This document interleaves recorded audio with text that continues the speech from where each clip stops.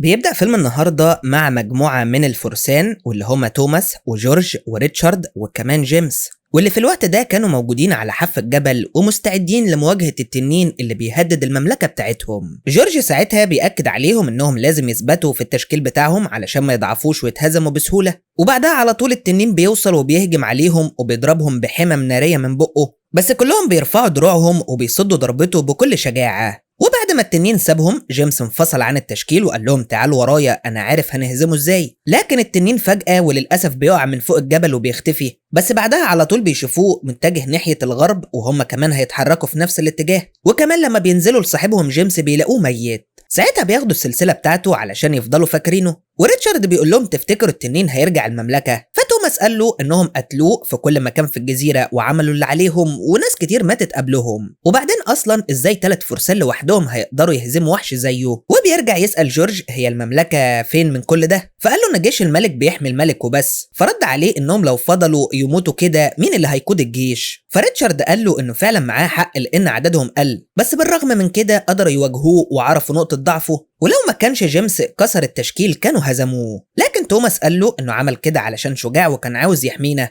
فالتاني رد عليه انه فعلا مات بشرف. وبعد كده بياخدوا نفسهم وبيبدأوا يمشوا، لكن مش بيعدي وقت كتير وبنشوف ساحر غريب بيعمل طقوس سحرية، وفجأة جيمس بيصحى من تاني والمرة دي على هيئة زومبي. بنعرف بعدها بقى ان من 170 سنة كان في مملكة اسمها نازوروس عاشت فترة كده من الفوضى والحرب الأهلية اللي اتقتلت فيها ناس كتير، وفي نفس الوقت برضو انتشر السحر والشعوذة واتقسمت المملكة ل 12 مملكة تانيين. أهم وأقوى مملكة فيهم كانت مملكة زلدة، واللي الملك بتاعها كان اسمه إكسلفادور، وكان عاوز يعمل اتحاد مع الممالك ال 11 الباقيين اللي كانوا دايما بيقتلوا الوحوش والزومبي والتنانين. بنعرف كمان ان خلال 90 سنة كاملة محدش شاف اي وحوش او تنانين، لكن من 9 شهور رجعوا مرة تانية يهجموا على المملكة، وعلشان الملك يتصدى ليه امر 12 من اقوى فرسانه انهم يقتلوه، وفعلا وقتها الفرسان قتلوه بكل شجاعة، لكن اتقتل منهم عدد كبير. المهم بنرجع تاني للفرسان، وريتشارد وقتها بيقول لهم انهم لازم يهزموا التنين ويرجعوا الامان للمملكة من تاني،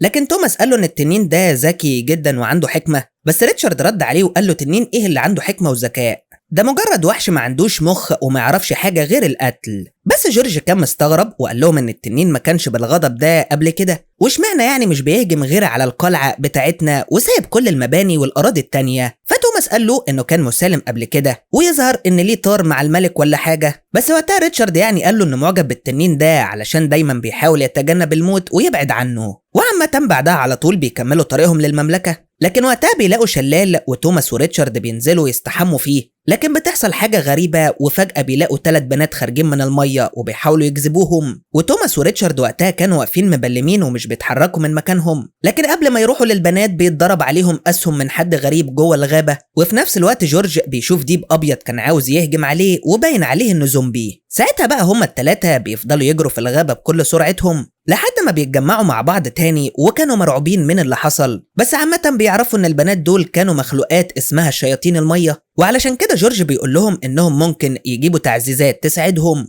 وبعدين بيقرروا يجمعوا حاجتهم علشان يمشوا. بعدها بقى بيوصلوا لمطعم صغير كده وبيقولوا لصاحبها انهم عاوزين اوضه يباتوا فيها، بس واحد من الزباين اسمه برايس بيقول لصاحب المطعم انهم مش من المنطقه ولازم ياخدوا حذرهم، لكن جورج قال له انهم فرسان الملك إكسلفادور ومش مجرمين. ساعتها الراجل بيرحب بيهم وبيقعدهم على ترابيزه وبينزل لهم مشاريب، وهم ساعتها بيسالوه عن برايس، فقال لهم انه كان شاكك فيهم مش اكتر. اما ريتشارد فبيسال جورج هيرجعوا للبيت امتى، فعرفوا انهم هيرجعوا لما يقتلوا التنين الاول. بعد شويه كده بيوصل مجموعه بنات محاربين وبيقعدوا في الترابيزه اللي جنبهم، فجورج بيسالهم هم من مملكه ايه، فعرفوه انهم من مملكه كاتوري، فسالهم هم بيعملوا ايه في جزيره الملك إكسلفادور، فبنت منهم قالت له انهم كانوا بيمروا من المملكه ومش جايين يتجسسوا او يعملوا حاجه غلط، وبتعرفهم على نفسها هي واصحابها، وبنعرف ان اسمها ديمبا واصحابها هم فيروينا وكاتيا وايزابيل. فجورج سالهم هم رايحين فين بعد كده، فقالت له انهم مسافرين لمملكه إتيون علشان يخلصوا حاجه مهمه،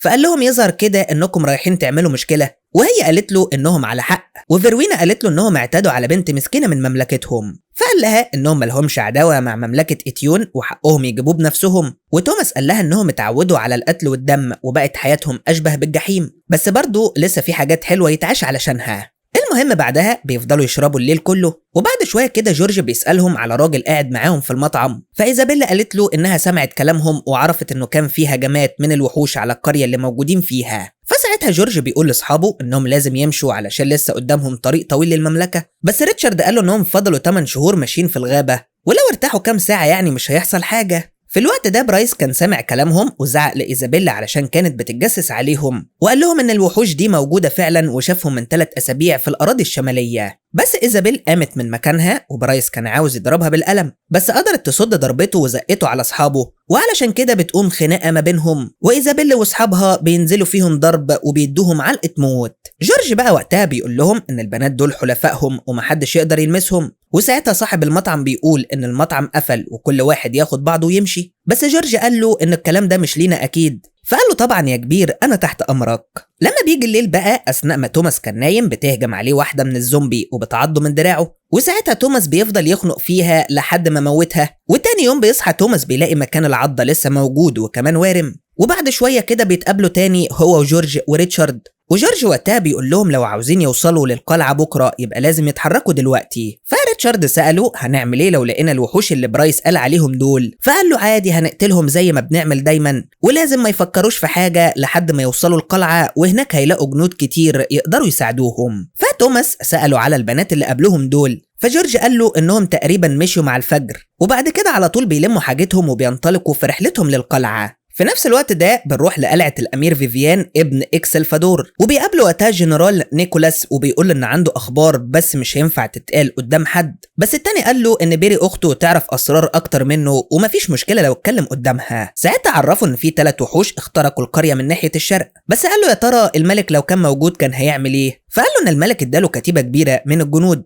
بس هو خلاهم ينتشروا في مجموعات صغيرة وفقدوا قوتهم، وبالطريقة دي كده هيخسروا جنود كتير، بس الأمير قال له إنه حابب الاستراتيجية دي ومش هيغيرها. بنرجع تاني للفرسان، وريتشارد وقتها بيقول لهم إنه سمع عن مخلوقات غريبة ممكن تطاردهم في الضلمة، لكن جورج قال له إنهم بعاد جدا عن القلعة وما شافوش حد منها لحد دلوقتي، بس توماس قال له إنها شائعات، لكن ريتشارد قال له ان الشائعات دي كتير وكلها بتتكلم عن الزومبي اللي في الغابه، وجورج قال له ان الناس في القريه كانوا بيتكلموا عن ناس لحمها اتسلخ من عظمها كانهم اتاكلوا من وحوش مفترسه. ولما توماس سالهم على مكانهم فريتشارد قال ان ديمبا قالت انهم في وادي جلدر، لكن توماس فضل مصر على رايه ومش مصدق حاجه من اللي قالوها. لما بيجي الليل بقى جورج وريتشارد وتوماس بيتفقوا انهم هيناموا، ولازم واحد فيهم يكون صاحي وقت معين علشان يعني ياخد باله منهم وهم نايمين، وبعد شويه كده واحد تاني يصحى وهو ينام وكلهم يعملوا كده بالدور، وجورج وقتها بيقرر انه يكون اول واحد فيهم. المهم تاني يوم بيصحى جورج وبيلاقي توماس ماسك سيفه وعاوز يقتله، وكان باين عليه انه مش مسيطر على نفسه بسبب عضة الزومبي، فوقتها جورج بياخد سيفه هو كمان وبيحاول يهديه، بس للاسف مفيش فايده وتوماس بيهجم عليه وبيقتله. وريتشارد وقتها لما بيسمع صوتهم بيرجع بسرعه، وجورج بيضربه بالبنيه وبيقع مكانه وبيغمى عليه، بس بعدها بثواني بيفوق مره تانية، لكن المره دي كان في وعيه. ساعتها بيتخض منهم علشان حاطين سيوفهم في وشه، لكن ريتشارد قال له انت رجعت تمشي تاني وانت نايم وكنت هتقتلنا، لكنه قال لهم انه ما يعرفش حاجه عن اللي بيقولوه ده وممكن يكون كان بيحلم بكابوس زي عادته. لكن جورج كان عارف انه اتسمم من الزومبي، وريتشارد قال له انه ممكن يكون بيقول كده علشان مش عاوز يعرفهم، لكن قال لهم ان مفعول السم في دمه انتهى وبقى كويس خلاص، وعلشان كده بياخدوه معاهم، وريتشارد بياخد منه سيفه علشان يأمنوا شره، لكن بعد شويه بيرجعوا له من تاني وبيكملوا طريقهم للقلعه. بنرجع بعد كده لقلعة فيفيان، ووقتها كان في مواجهات كتير ما بين الزومبي واهل القريه بره القلعه، وبنشوف وقتها ولد وبنت بيجروا كده على البوابه وبيخبطوا على الحراس علشان يدخلوا ويستخبوا من الزومبي، وساعتها بيري كانت زعلانه وبتعيط علشان مش عارفه تساعدهم، لكن فيفيان قال لها انه حبها للناس هو اللي خلى والدهم يختارهم علشان تكون ملكه من بعده، بس لازم تفهم انهم اهم من الناس بكتير، لكنها قالت له ان مفيش ملوك من غير ناس يحكموهم وبتشتمه، لكن وقتها بيتعصب عليها وحذرها انها لو شتمته مره تانية هيقتلها بطريقه مش هتعرف تتخيلها، وانه كمان بعد ما والدهم يموت هو اللي هيكون الملك مش هي. المهم بنرجع تاني للفرسان، ووقتها كانوا وصلوا لقرية صغيرة كده، لكن كانوا مستغربين ان ما فيهاش جنود، بس اللي ما كانوش عارفينه انها مليانة بالزومبي من اولها لاخرها، وعلشان كده اول ما بيعرفوا بيجهزوا سيوفهم وبيبداوا يدوروا على الناس او حتى على الجنود، بيدوروا عليهم في البيوت وبرضه مش بيلاقوا اي حد، وعلشان كده جورج بيقول لهم انهم لازم يمشوا قبل ما تحصل حاجه مش عاملين حسابها. ومش بتعدي ثواني وفجاه بيهجم عليه واحد من الزومبي وبيوقعه، بس ريتشارد وتوماس بيشيلوه عنه يعني. وبعدها الزومبي بيوصلوا باعداد كبيره جدا، والفرسان بيتفرقوا وكل واحد فيهم بيهجم على الزومبي اللي بيلاقيه في طريقه، وريتشارد وجورج بينزلوا ضرب فيهم بالسيوف وبيقدروا يخلصوا على كذا واحد بسهوله. لكن وقتها توماس كان متحاصر من زومبي جوه بيت كده، وبعد ما بيقدر يهرب منه بيفقد كل طاقته، وللأسف ما كانش قادر يتحرك خالص. لكن بعدها بيجي على نفسه وبينضم ريتشارد وجورج وبيهربوا بره القرية وبيجروا تاني جوه الغابة. لكن الزومبي مش بيسيبهم وبيطلع يجري وراهم، والفرسان وقتها بيشوفوا في طريقهم زومبي تاني محبوس في جذع شجرة تحت الأرض، فبيحاولوا يقتلوه لكن برضه مش بيموت. فبعد كده بيضطروا يهربوا، لكن توماس بيقع منهم في الطريق، بس بيساعدوه يعني يقف مرة تانية. وبعدها على طول بيلاقوا ديمبا واصحابها وبيضربوا واحد من الزومبي قبل ما يوصلوا، وديمبا وقتها بتقول لهم ان الزومبي قطعوا طريقهم من كل الاتجاهات، وبتسألهم هي القلعة بتاعتهم تبعد قد ايه عن هنا، فعرفوها ميل او 2 بالكتير، وعلشان كده طلبت منهم تروح معاهم هي واصحابها. وجورج ساعتها بيثق فيهم وبيوافق على طول. في طريقهم بقى ديمبا بتقول لجورج انها ما شافتش في حياتها وحوش زي اللي شافوها اليومين اللي فاتوا، فقال لها انهم سافروا من المملكه قبل ما الزومبي ينتشر، بس هي قالت له انهم ما كانوش يعرفوا ان في زومبي، بالرغم انهم شافوا اطراف بشريه مرميه في كل طريق كانوا بيمشوا فيه. فجورج قال لها انهم برضو ما كانوش مصدقين وجودهم وكانوا بيسمعوا عنهم في القصص والحكايات بس. وعامه ديمبا بتشكره دلوقتي انه وافق يساعدهم، وقالت له انهم كانوا محتاجين يتحالفوا مع بعض من زمان. لكن وقتها بتهجم عليهم مجموعه زومبي تانية، وديمبا بتهجم على واحد منهم بتنزل فيه ضرب بالسلسله بتاعتها وبتقتله، وجورج واصحابه بيهجموا على باقي المجموعه وبيقتلوها بسيوفهم، وفعلا وقتها بيقدروا يخلصوا على اكتر من واحد. وحتى ريتشارد بيخلع جذع شجره وبيضربهم بيه، وبيكملوا ضرب فيهم بكل قوتهم، ومحدش من الزومبي كان قادر عليهم. بس بعدها بيقدروا يكتفوا إيزابيل وبيحاصروها من كل مكان، وفي نفس الوقت توماس بيقع على الأرض وبيغمى عليه، وعلشان كده بيجمعوا نفسهم وبينسحبوا بهدوء، وبيسيبوا إيزابيل لصاحبتهم علشان الزومبي أكيد عضها. المهم بعدها بيوصلوا لقلعة فيفيان، وهناك كان الزومبي لسه وراهم برضه مش راضيين يسيبوهم، وعلشان كده جورج وريتشارد بيقرروا يهجموا عليهم مرة تانية، والمرة دي بقوة أكبر. وريتشارد بيفضل يضربهم بكل قوته وبيطوح فيهم يمين وشمال، ومحدش منهم كان قادر عليه. وحتى جورج بينزل فيهم ذبح وقتل بسيفه وبيخلص على عدد كبير منهم، وبيكملوا ضرب فيهم لحد ما خلصوا عليهم كلهم. وفي نفس الوقت ده فيفيان كان بيجهز نفسه علشان يخرج من القلعة هو ونيكولاس، وبيقول لبيري انها تفضل في القلعة علشان تحكم بداله، وعرفها يعني انه بيعمل كده علشان يحميها، لان المملكة هتبقى مسلحة بأقوى وأكبر جيش في كل الممالك، وهيهزم كل الممالك ال12 التانيين ويحكمهم كلهم، وبعد كده هيبعت لها انذار هي والدها الملك علشان يسلموا الحكم ليه. لكن بيري كانت مصدومة من اللي قاله ده، وقالت له انت مش اخويا،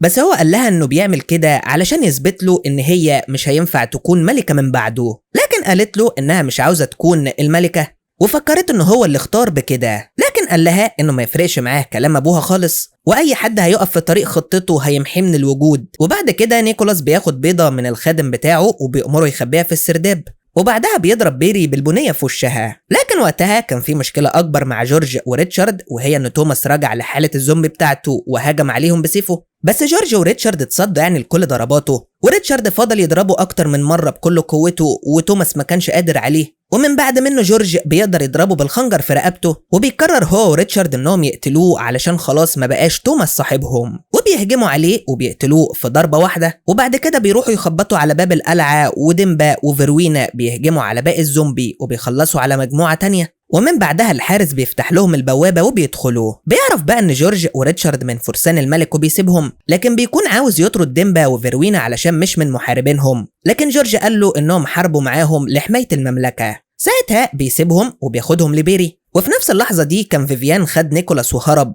وريتشارد راح يطمن عليها وسألها مين اللي عمل فيكي كده، فعرفته ان فيفيان اتجنن وابوها في القلعة الشمالية مع والدتها علشان تعبانة. والحارس برضو قال انهم بعتوا رسل لكل القرى، لكن كلهم اتقتلوا، والقرى كلها بقت فاضية دلوقتي خلاص. وبيري قالت له ان اكيد فيفيان ليه دور في اللي حصل ده، وانه كان بيحكي عن جيش ضخم بيحاول يكونه، وقالت لهم كمان ان التنين بيهاجمهم علشان اخوها خد البيضة بتاعته وخباها في السرداب. وعلشان كده جورج وريتشارد بيروحوا يدوروا على فيفيان علشان يمنعوه، وبعد ما بيقلبوا عليه القلعة مش بيلاقوه، فبيرجعوا تاني لبيري، وبيقولوا لها انها لازم تمشي علشان القلعه ما بقتش امان خلاص. لكن وقتها فيروينا بتبص من الشباك والكارثه ان جيش كبير من الزومبي جاي عليهم، وبيري اتفاجئت ان الجيش اللي فيفيان كان بيتكلم عليه طلع من الزومبي. وعلشان كده جورج بياخد ريتشارد والحارس وبيروحوا عند السرداب علشان يدوروا على بيضه التنين. بس لما الحارس بينزل السرداب بيلاقي 3 بيضات، بس بياخد واحدة بس وبيقول لجورج انه ملقاش غيرها. وبعد كده بيرجعوا تاني للأميرة وجورج بيؤمر الحارس ياخدها الاسطبل اللي حصنها علشان مفيش مكان غيره آمن. وبيرجع يقول لديمبا هي وفيروينا انهم لازم يروحوا معاهم، لكن ريتشارد قال له انهم ممكن يفضلوا في القلعة ويحاربوا الزومبي،